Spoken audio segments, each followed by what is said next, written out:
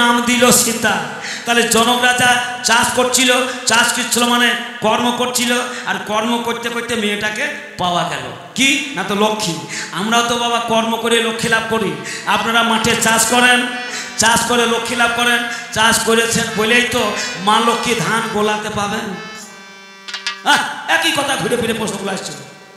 তাহলে জনক রাজা যদি সেদিন নিজে হাতে হাল ধরে চাষ না করতো, ওই লক্ষ্মীর উপর সীতাকে না পেত। ও চাষ করে পেল রে, চাষ করে পেল রে। ওরে ভাগ্য আমি জানাই গো তোমার, চাষ করে পেল রে। তোমার মুখে আর এক কথা শুনতে আমি পাই, তোমার মুখে আর এক কথা শুনতে আমি পাই।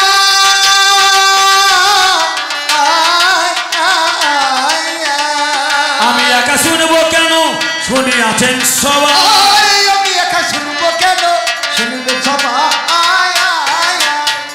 আচ্ছা শিব কর্ম যদি মনে করে এদেরকে ল্যাংটা করে ছেড়ে দিতে পারে। হ্যাঁ, কর্ম যদি মনে করে এদের ল্যাংটা করে ছেড়ে দিতে পারে। ও বলেছে যে কাশীধামে মা অন্নপূর্ণা যখন অন্ন দিচ্ছে, শিব কেন 7 দিন পেল না? পেল না, না শিব 7 দিন নেয়নি। কৈলাস ছেড়ে অন্নপূর্ণা কাশীধামে কেন এসেছে গো? কেন জানেন? দুর্গা আসার আগে শিব কৈলাস ছেড়ে চলে এসেছে।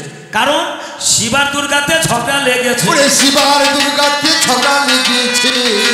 সেদিন শিবার দুর্গাতে ঝগড়া লেগেছে। শিবার দুর্গাতে ঝগড়া লেগেছে বলে জানাই আমি দোষের কাছে। শিবার দুর্গাতে ঝগড়া লেগেছে। কৈলাসে শিবের গৃহিণী শিবানী দুজনে থাকতে থাকতে ঝগড়া লেগেছে। শিব দুর্গার সাথে ঝগড়া করতে করতে বলল, থাকো তোমার ছেলে মেয়ে নিয়ে, আমি চললাম।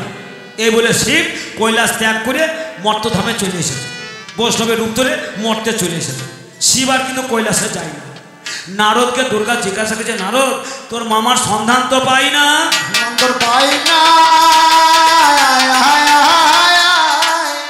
দীর্ঘদিন যখন শিব মর্ত থেকে কৈলাসে গেল না, দুর্গা নারদকে ডাকলো, ভাগনা তোর মামার তো খোঁজ খবর পাই না রে, কোথা গেল, কি করলো খেপা। তা নারদ বলছে, মামি ওকে গেলে পাবে তুমি। বলছে কোথায়? বলছে মর্তে। ওই মর্তে কোথায় রে? বলছে কাশীধামে আছে গো। কাশীধামে আছে গো। মামা কাশীধামে আছে গো। কাশীধামে আছে গো। বলছে কাশীধামে আছে, আমি চিনবো কি করে রে? বলছে বৈষ্ণব সেজে রয়েছে। বৈষ্ণব সেজে রয়েছে। কাশীধামে আমার মামা শিব বৈষ্ণব সেজে ঘুরে বেড়াচ্ছে। শুনে কথা দুর্গা আমার মনে পেল ব্যথা। শিবের খোঁজের তোরে দুর্গা এলো আমার কথা। কৈলাস ছেড়ে দুর্গা এলো মর্তপুরে, ওই না কাশীধামে। ওরে দান চত্বর খুলেছে জানাই কবি গানে। শিব তো রান্না করে খায় না, যা পাই তাই খায়, চেয়ে খায়, পেলে খায়, ভিক্ষা করে খায়। অন্নপূর্ণা শিবকে খোঁজ করবো বলে কাশীধামে চলে এলো। কাশীধামে এসে অন্নপূর্ণা অন্ন দান ছত্র খুলেছে। অন্ন অবৈধ দান, যারা যাবে বসবে, পাবে, খাবে, চলে যাবে। দুর্গা অন্ন ছত্র খুলেছে, বুঝতে পারছেন? দেখে আমার শিবটাও আসবে। দুর্গা যখন দান ছত্র খুলেছে, সবাই যায় খায় চলে যায়, যায় খায় চলে যায়। শিব কিন্তু বুঝতে পেরেছে, ও যতই এখানে মানবী রূপ ধরে থাক, কিন্তু ওর তো 2টো চোখ সকলের, আর ও 3টে চোখ, চোখটা ঢাকতে পারে। শিব কিন্তু বুঝতে পেরেছে এ আর অন্য কেউ নয়, এ হচ্ছে আমার স্বয়ং শিবানী। যেহেতু ওর সাথে ঝগড়া করে এসেছি, আমি ওর দান গ্রহণ করবো না। দান গ্রহণ করবো না।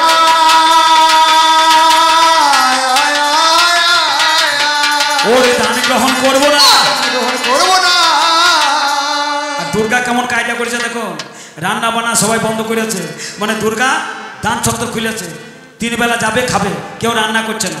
শিব 7 দিন কোনো খাবারও পায় না, তাও শিব সুখী আছে। দুর্গার সাথে রাগ আছে বলে 7 দিন কিন্তু শিব গেল না। যেই 7 দিন গত হয়ে গেল, শিব আবার প্রমাণ করতে গেল এটা আমার সেই শিবানী বটে কিনা দেখি তো। এই বলে শিব ভিখারির রূপ ধরে, ভিক্ষার পাত্রটা ধরে যেই দাঁড়িয়েছে অন্নপূর্ণার দ্বারে, আর অন্নপূর্ণা অন্ন দিতে যাচ্ছে, আর চোখে চোখ পড়েছে, আর দুজন দুজনকে চিনতে পেরেছে। কার্তিক মাসে যে নবান্ন উৎসব হয়, অন্নপূর্ণা মূর্তি তৈরি করা হয়, সেখানে দেখবেন দুর্গা অন্ন দান করছে আর শিব অন্ন গ্রহণ করছে। এখানে যে চোখের চোখ পড়েছে ওদের মিল হয়ে গিয়েছে, ও বলছে এই চোখে চোখ পড়েছে।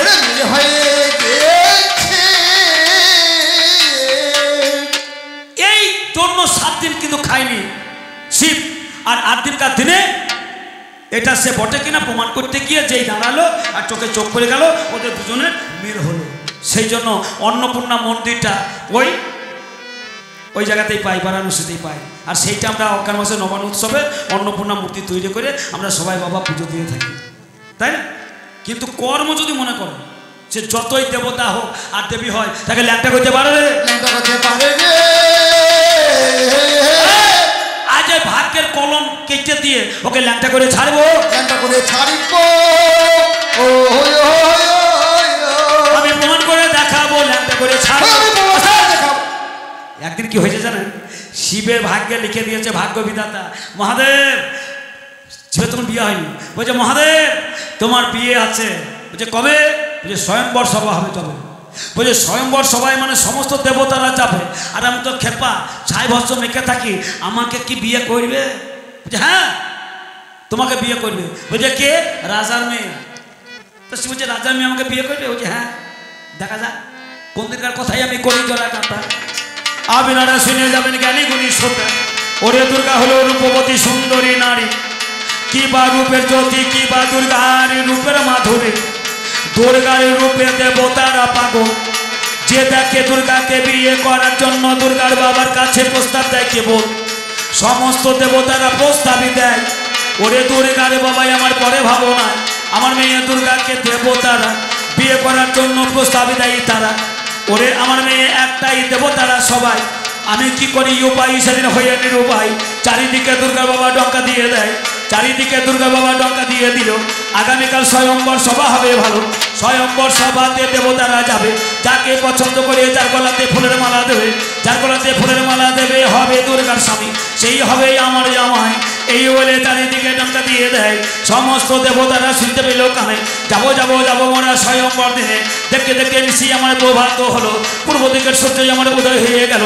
পূর্ব দিকের সূর্য যে উদয় হয়, সারি সারি দেবতারা বিয়ের সবাই যায়। ইন্দ্র গেল, বরুণ গেল, গেল হতাশন, অগ্নি গেল, বায়ু গেল, গেল পবন, সারি সারি দেবতারা বিয়ের সবাই গেল। আপনাদের মতো সবাই বসে পড়িল, সব শেষে এড়ে চড়ে শিবি এবার যায়। শিব গিয়ে বসিবারে যাই গানা পাই, শিব গিয়ে বসিবারে যাই গানা পেয়ে, সার গাড়ায় শিবি আমার গেল গোদারায়, সার গাড়ায় শিবি যেই দাঁড়াইয়া যায়। ঘরের ভেতর থেকে দুর্গা বুঝতে পেরে যায়, এর পিঠে চড়ে আমার শিবি এসেছে। ফুলের মালা দুর্গা তখন হাতে নিয়েছে, মালা নিয়ে দুর্গা পাশ কাটিয়ে হয়, দেবতাদের পাশ কাটিয়ে সার গাড়াতে যায়। যেখানেতে শিবি আমার দাঁড়াইয়া ছিল, শিবের কাছে দুর্গাই আমার দাঁড়াইয়া গেল। শিবের গলায় দুর্গা যেই মালা দিতে যায়, এক মাথা থেকে শিবের দুটো মাথা হয়, দুই মাথায় শিবি যেই দাঁড়াইয়া গেল। সঙ্গে সঙ্গে দুর্গার 4খানা তোলো, 4টে হাতে 2টো ফুলের মালা তুলে লয়, শিব ঠাকুরের 2টো মাথায় পড়াইতে যায়। আর এক মাথা শিবি তখন বাহির করে দিল, 3 মাথায় শিবি আমার দাঁড়াইয়া গেল। 3 মাথায় শিবি যেই দাঁড়াইয়া যায়, সঙ্গে সঙ্গে দুর্গার 6খানা হাত হয়, 6টা হাতে 3টে ফুলের মালা তুলে দিল, শিব ঠাকুরের 3টে মাথায় পড়াইতে গেল। আর এক মাথা শিবি তখন বাহির করে দেয়, 4 মাথায় শিবি আমার দাঁড়াইয়া যায়। 4 মাথায় শিবি যেই দাঁড়াইয়া গেল, সঙ্গে সঙ্গে দুর্গার 8খানা হাত হলো, 8টা হাতে 4টে ফুলের মালা তুলে লয়, শিব ঠাকুরের 4টে মাথায় পড়াইতে যায়। আর এক মাথা শিবি তখন বাহির করে দিল, 5 মাথায় পঞ্চাননে যেই দাঁড়িয়ে গেল, 5 মাথায় পঞ্চাননে যেই দাঁড়িয়ে যায়, সঙ্গে সঙ্গে দুর্গার 10খানা হাত হয়, 10টা হাতে 5টা ফুলের মালা তুলে নিল। ওরে শিব ঠাকুরের 5টা মাথায় পড়া দিল। এর নাম হচ্ছে কবি গান, পয়ারে ছন্দে বাড়ায় ধাই গানের মা। আর ও করে যাচ্ছে যেন হচ্ছে কীর্তন গাইছে না।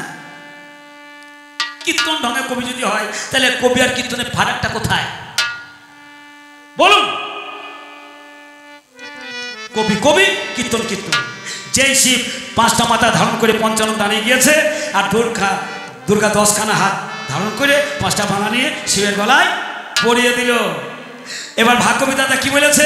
সসম্মানে বিয়ে হবে, ভাগ্যবিধাতা বলেছে। কিন্তু আমার কর্ম কি বলছে? ওকে ল্যাংটা করে ছাড়বো রে, ল্যাংটা করে ছাড়বো রে। ভাগ্য বলেছে সসম্মানে বিয়ে হবে, আর কর্ম বলছে ওকে অপমান দ্বারাই বিয়ে হবে, অপমান দ্বারাই বিয়ে হবে। বলছে শিবের সম্মানে বিয়ে হবে না, অপমানে বিয়ে হবে। কর্ম কেমন জিনিস দেখেন, কর্মবীর কি করলো, ইন্দ্র রাজার কাছে চলে গেল।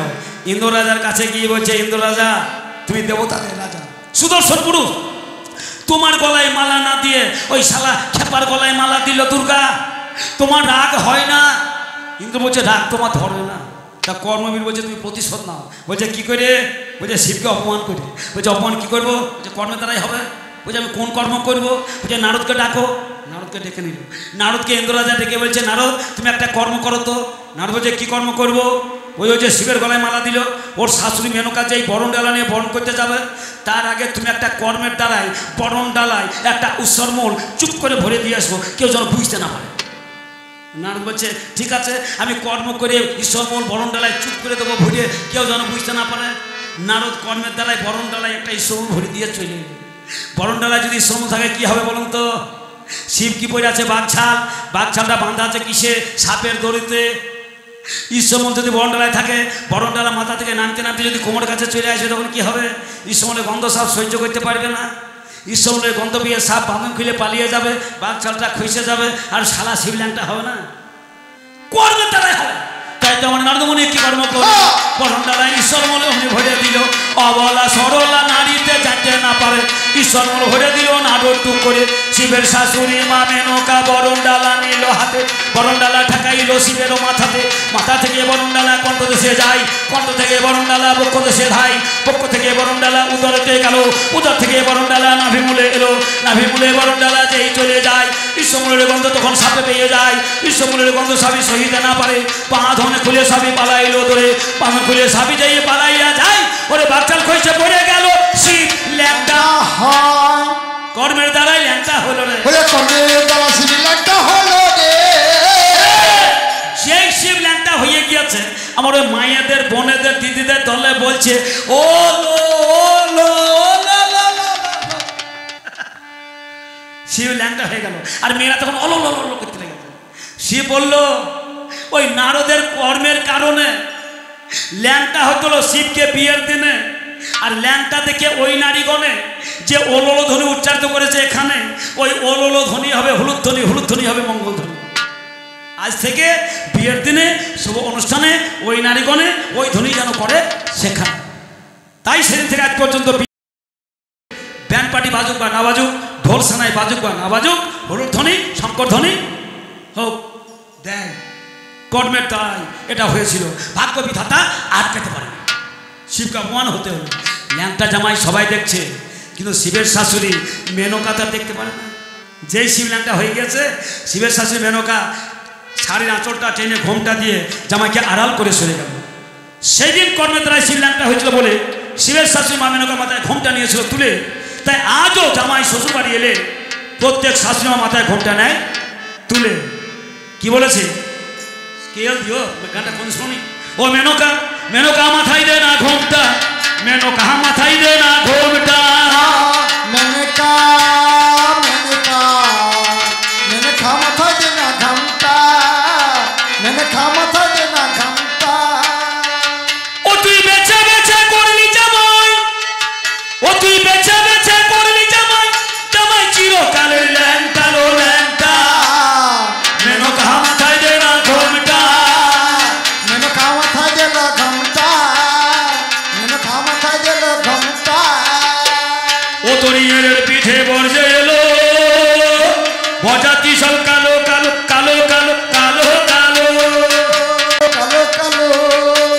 ও তরিয়ের পিঠে বর্জে এলো ওই বজাতি সব কালো কালো কালো কালো। ওরা রাস্তায় যেতে ঢলে পড়ে, ওরা রাস্তায় যেতে ঢলে পড়ে, এমনি চলার ঢংটা লো ঢংটা। মেনকা মাথায় দে না ঘোমটা, মেনকা মেনকা মাথায় দে না ঘোমটা, মেনকা মাথায় দে না ঘোমটা। ও তুই করিয়ে সোনার পুতুলি, বুড়া বরে বিহা দিলি বিহা দিলি বিহা দিলি। সোনার পুতুলি, জোড়া বরের বিহা দিলি বিহা দিলি। ও তুই করিয়ে সোনার পুতুলি, ওই বুড়া বরে বিহা দিলি বিহা দিলি। করিয়ে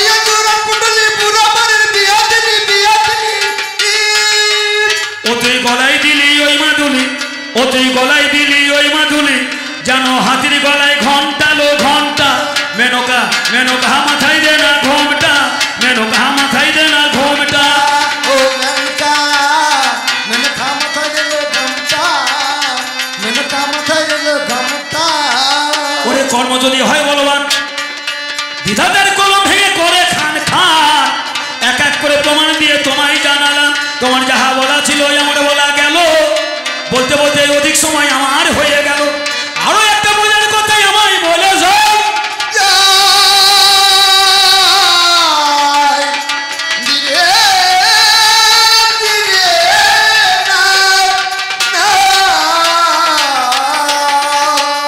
ওরে হইতে কর্ম খেতে কর্ম শুতে কর্ম যেতে কর্ম পথে কর্ম ঘাটে কর্ম হাটে কর্ম মাঠে কর্ম জন্মতেও কর্ম জন্ম দিলেন কর্ম করে প্রসব করলেন কর্ম করে ছেলের মুখে দুগ্ধ দিচ্ছেন ছেলে দুগ্ধ খাচ্ছে কর্ম করে ছেলে বড় হচ্ছে কর্মের জোরে বিয়ে হলো কর্মের জোরে বার্ধক্য হয়ে গেলাম ঘরে কর্ম যখন যাবে ছেড়ে সবাই যাবে মরে সবাই বেঁচে আছেন কর্মের জোরে অঙ্গ প্রত্যঙ্গ যদি কর্ম ছেড়ে দেয় সেদিন বলো হরি হরি বল ভাগ্যে বলে কিছু না কর্ম আছে বেঁচে আছেন কর্মহীন মৃত্যু সেদিন যাক এইখানে তুই আমার বলা অল্প অল্প গেল বলা এখন হইল রাতের বেলা ভাগ্য এসে ধরে নেবে পালা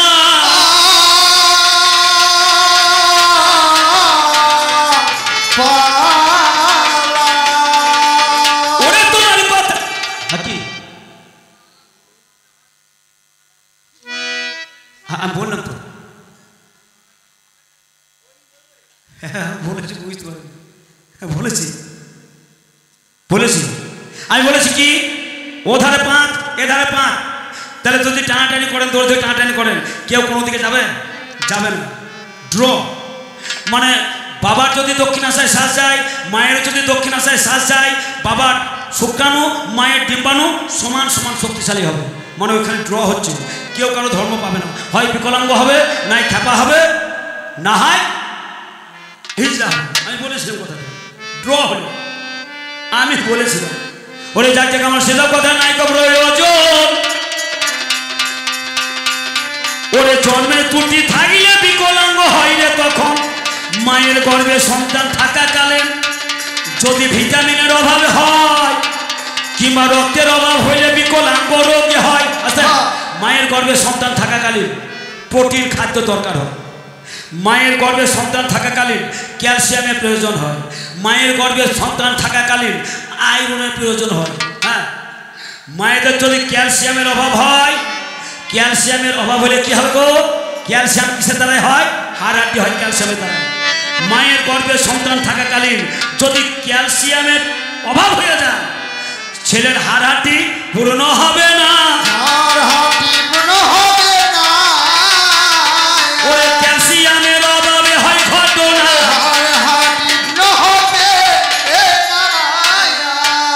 ক্যালসিয়ামের অভাবে দেখবেন বিকলাঙ্গ হয় দেখবেন হাড় নাই সরু হয়ে বেরিয়ে গেছে না এমন হয় না পা দেখবেন সরু কঞ্চির মতো বেরিয়ে গেছে মানে হাড়টা পরিপুষ্ট হয়নি কিসের জন্য ক্যালসিয়ামের অভাবের জন্য ছেলে হইয়াছে কিন্তু পাণ্ডু বর্ণ মানে রক্তের অভাব কিসের জন্য হয় আয়রনের অভাব হলে হবে গো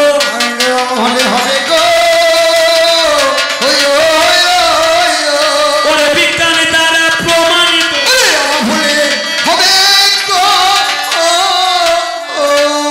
তাহলে এগুলো আসবে কোথা থেকে প্রকৃতি থেকে আনবে কে কর্মবীর্যে মায়ের গর্ভে সন্তান থাকাকালীন পরিপুষ্ট আহার দিতে হয় বলো না মায়ের গর্ভে সন্তান থাকবে যতদিন মায়ের প্রতি যত্ন নেবেন ততদিন আশা করবেন না বলে না তো বলি শুনুন ওরে ওরে রক্তাল্পতা ঘটে মায়ের আয়রন অভাবে রক্তাল্পতা ঘটে মায়ের আয়রন অভাবে রক্তাল্পতা ঘটে মায়ের আয়রন অভাবে আচ্ছা এই রক্তাল্পতা রোগ হয়েছে কি করে বুঝবেন কি করে রক্তাল্পতা রোগ গর্ভবতী মায়েদের বেশি হয় হয়েছে কি হয়নি বুঝবেন কি করে এক একে গানে তার প্রমাণ আছে কি রক্তাল্পতা ঘটে মায়ের আয়রন অভাবে সাধারণ ভাবছে বসে সাধারণ ভাবছে বসে কি করে বোঝা যাবে রক্তাল্পতা ঘটে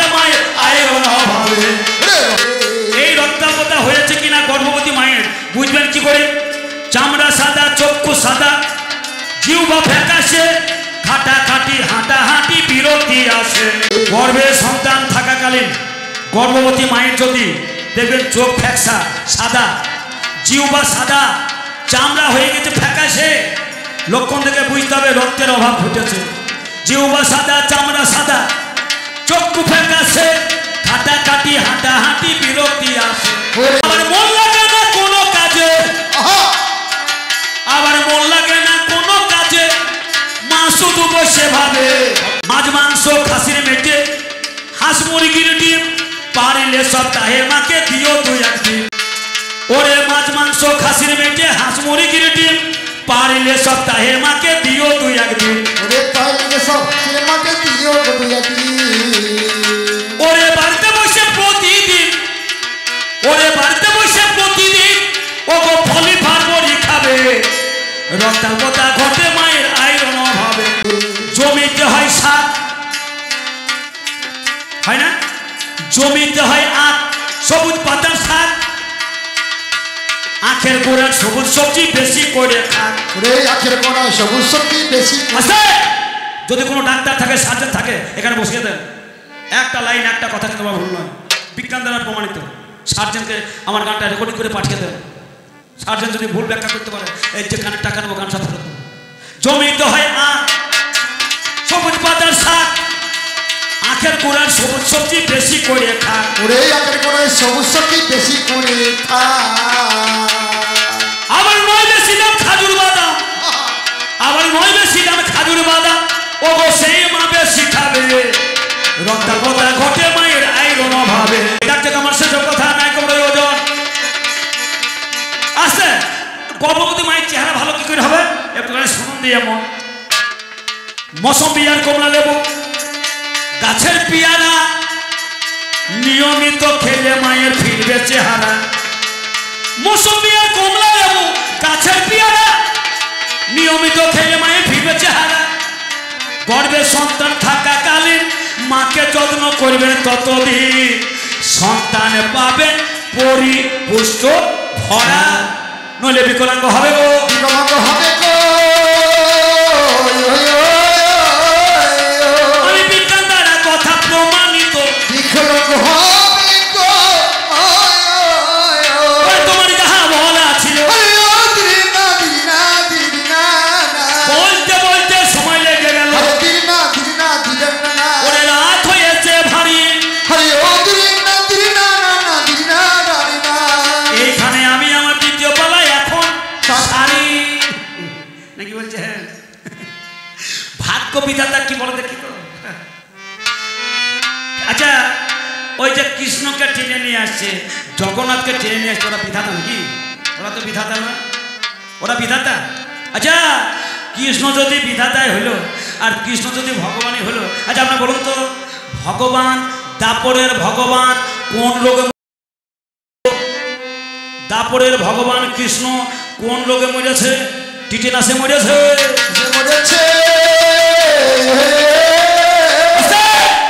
দাপর যুগের ভগবান কৃষ্ণ টিটেনাস রোগে মরেছে, মিথ্যা কথা নয়, প্রমাণ। টিটেনাস কি করে হলো? যুদ্ধের শেষে একদিন কৃষ্ণ নিমের গাছের উপরে বসেছিল, নিমের পাতার রং আর কৃষ্ণের গায়ের রং একই মতন না, আর কৃষ্ণের পাটা কিন্তু লাল। জরা নামে একটা ব্যাগ, দূর থেকে কৃষ্ণের দেহটা লক্ষ্য করতে পারছে না, গাছের রং আর গায়ের রং এক, কিন্তু লাল পাটা দূর থেকে দেখতে পাচ্ছে। আর ওই জরা ব্যাগ মনে করছে একটা মাছরাঙা পাখি বটে, পাখি মনে করে দূর থেকে জরা ব্যাগ ফলাযুক্ত একটা তীর ছেড়ে দিল, আর কৃষ্ণের পায়ে এসে তীরটা বিঁধে গেল। পায়ে যদি কারো তীরের ফলা বিঁধে যায়, হাঁটতে পারবে? পায়ে তো বেশি গেছে, হাঁটতে পারেনি। কৃষ্ণ নিমের কাছ থেকে তরাম করে পড়ে গেল, তুলতে পারলো না। সেই লোহার ফলায় কেটে বিষাক্ত হয়ে কৃষ্ণের পায়ে টিটেনাস হয়ে গেল, মানে ধনুষ্টঙ্কার রোগ হয়ে গেল। আর ধনুষ্টঙ্কার রোগে আক্রান্ত হয়ে ওই নিম গাছের গোড়াতে কৃষ্ণ মরিয়ে পড়িয়ে টিটেনাসে মরেছে। ভগবান প্রমাণ হচ্ছে। তাহলে শোনো, তা কৃষ্ণকে তুমি ভাগ্য বিধাতা বলো না, জগন্নাথকে তুমি ভাগ্য বলো না। ভাগ্যকে কৃষ্ণ ভাগ্য নয়, ব্রহ্মা ভাগ্য নয়, জগন্নাথ ভাগ্য নয়, বিষ্ণু ভাগ্য নয়, মহাপ্রভু ভাগ্য নয়, রাম ভাগ্য নয়। ভাগ্যটাকে যাক যাক আমার সেটা কথা নাই। এইখানেতে প্রথম পালা, দ্বিতীয় পালা গেল বলা, এইখানে আমার তৃতীয় পালা হলো সমাজ। বড় হলে ভালো লাগে না, সেই দিকে লক্ষ্য করে বিধাতা এসে করবে এখানে আলোচনা। আর আজ ওপারে কাঁদিছ বন্ধু, আমি এপারে কাঁদি, দুজন মিলে ঘর বাঁধিতা, মাঝে না থাকলে নদী। আচ্ছা আচ্ছা, এ গায়ে মন্ডল আছে, মন্ডল না বলাই ভালো নাকি? একটা কথা দেখবেন, কর্ম কি দেখুন, আজ থেকে 20 বছর আগে যদি কোথাও যেতেন একটা কথা শুনতে পেতেন কি, 2-4টে মেয়ের বাবা নতুন লোক দেখলেই তার সামনে গিয়ে বলতো দাদা একটা ছেলের খোঁজ দেন তো, আগের দিনে বলতো। কিন্তু আজকাল যদি কোথাও যান এ কথা শুনতে পাবেন না। আজকাল যেখানে যাবেন দেখবেন 2-4টে ছেলের বাবা আপনার সামনে দাঁড়িয়ে বলবে দাদা একটা মেয়ের খোঁজ দেন তো, ছেলের খোঁজ দেন। তা আর কেউ বলছেন, এটা কিসের জন্য? কর্মের জন্য। মেয়ের সংখ্যা কমে গেছে। তা লক্ষ্য করে দেখবেন বড় বড় শহরের হাইফাই ঘরের ছেলেরা 4 চাকা এসি গাড়ি হাঁকিয়ে গাঁয়ের দিকে মেয়ের খোঁজ করতে আসছে। হঠাৎ একটা ছেলে বাবা গাঁয়ে মেয়ের খোঁজ করতে এসে একটা মেয়েকে পছন্দ করেছে। পছন্দ করে বলছে মশাই মেয়ের বিয়ে দিয়ে দেন, খুব পছন্দ হবে। মেয়ের বাবা বলছে টাকা পয়সা নাই। ছেলে বাবা বলছে পণ নেওয়া অপরাধ, পণ দেওয়া অপরাধ, চলে যাক পণ পথাবাদ। এখন ছেলে বাবারা পণ হাঁকছে না, বিনা পয়সায় বিয়ে ঠিক করবে। ছেলে বাবা গাড়ি ধরতে যাচ্ছে, মেয়ের বাবা ছেলে বাবা রাস্তা কেটে বলছে মশাই আপনি তো গাড়ি চড়ে বাড়ি যাবেন? বলছে হ্যাঁ। বলছে গাড়িতে ওঠার আগে একটু আমার বাথরুমে ঢুকুন, ঢুকিয়ে প্রস্রাব করুন, তারপরে গাড়িতে চড়ুন। তা ছেলে বাবা বলছে আজকে দরকার নেই, অন্যদিন আসবো থাকবো, সেদিন আপনার বাথরুম ব্যবহার করুন। তা মেয়ের বাবা বলছে না মশাই আজকে যদি আমার বাথরুমে প্রস্রাব না করেন আপনার ছেলের সাথে মেয়ের বিয়ে দেবো, আর যদি প্রস্রাব করেন আপনার ছেলের সাথে আমার মেয়ের বিয়ে দেবো। ছেলে বাবা দেখছে তৈরি বিয়ে ভেঙে যাবে, প্রস্রাব না করলে দেবে না, আর প্রস্রাব করলে দেবে, একটু যাই।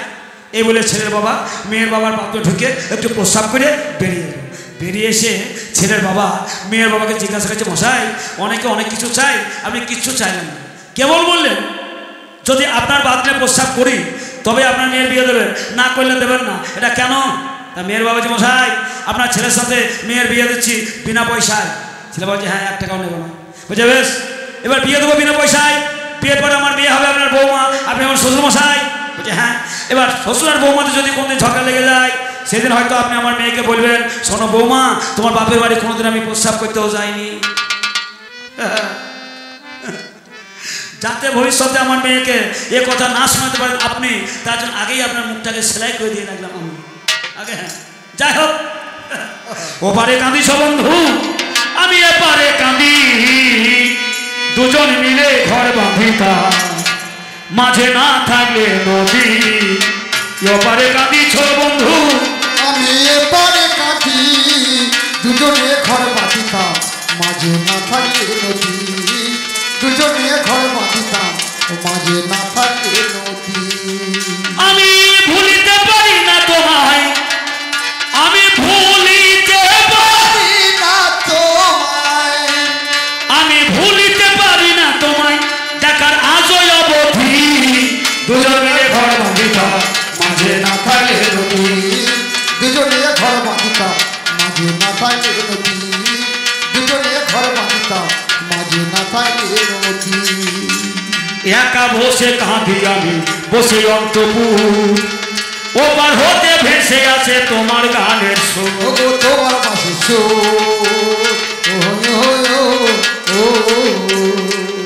আমি না পারি ওই পারে যেতে, না পারি ঘরে থাকিতে গো। আমি না পারি মোর পারে যেতে, আমি না পারি মোর ঘরে থাকি গো। আমি না পারি ওই পারে যেতে, না পারি ঘরে থাকি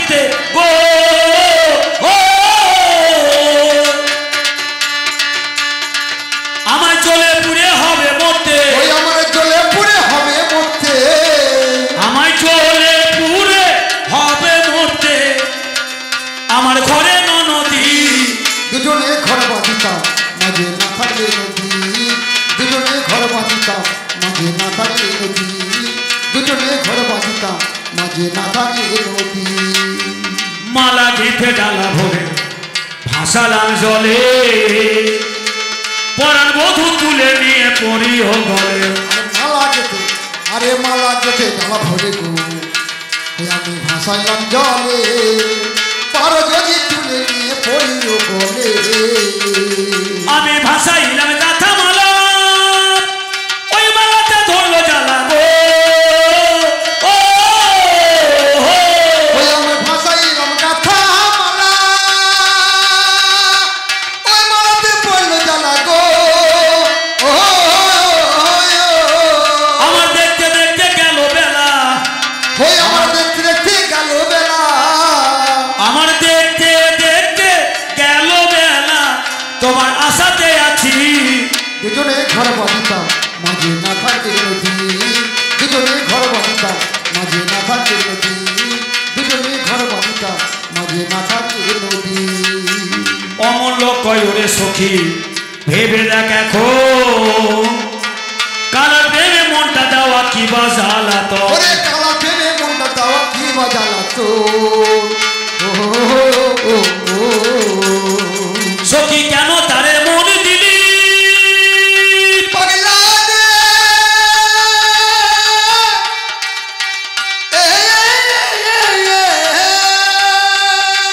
সখী কেন তারে মন দিলি ভালোবেসে জ্বালা পেলি গো ও